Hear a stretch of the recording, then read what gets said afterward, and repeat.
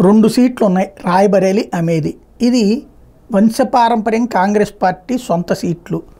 రాయ్‌బరేలీలో సోనియా గెలుస్తోంది, అమేథీలో రాహుల్ గాంధీ గెలుస్తున్నారు. అట్లాంటి చోట్ల నుంచి రాహుల్ గాంధీ వాయనాడుకి వెళ్ళారు. వాయనాడులో క్రిందసారి గెలిచారు. ఈ దఫా కూడా నాదే విజయం అని చెప్పారు. తెరా చూస్తే అక్కడ కమ్యూనిస్టులు బలమైన పోటీ పెట్టారు, బీజేపీ బలమైన పోటీ పెట్టారు. వెంటనే భయపడిపోయి ఇప్పుడు అక్కడి నుంచి మళ్ళీ ఇక్కడ పోటీ చేయాలనుకున్నాడు. అమేథీలో పోటీ చేయడానికి కూడా భయపడ్డాడు. భయపడి రాయ్‌బరేలీ నుంచి పోటీ చేస్తున్నాడు.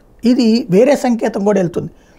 అమేథీ నుంచి నేను పోటీ చేస్తాను ప్రియాంక భర్త రాబర్ట్ వాద్రా తిరిగాడు. అతను వదిలేసి శర్మకి టికెట్ ఇచ్చారు.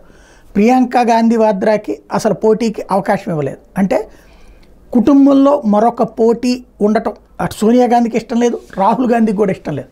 అందుకనినే ప్రియాంక ఆవిడైతే ఆకాంక్షను వెలిబుచ్చుతూ ఉంది. క్రిందటిసారి పీసీసీ తీసుకుంది, అక్కడ ఉత్తరప్రదేశ్లో దెబ్బతింది.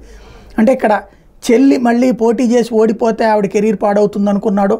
లేకపోతే కనుక చెల్లెల్ని కూడా రాజకీయాల్లోకి తీసుకొస్తే కుటుంబ పార్టీ అన్నది మరొకసారి జనంలోకి మోడీ తీసుకెళ్తాడు అనుకున్నారు. కానీ అందుకోసం ఆగినట్టు కనబడుతోంది. తనే పోటీ చేయబోతున్నాడు, తద్వారా తను భయపడుతున్నాడు వాయనాడులో అన్నటువంటి విషయం స్పష్టమైపోతుంది.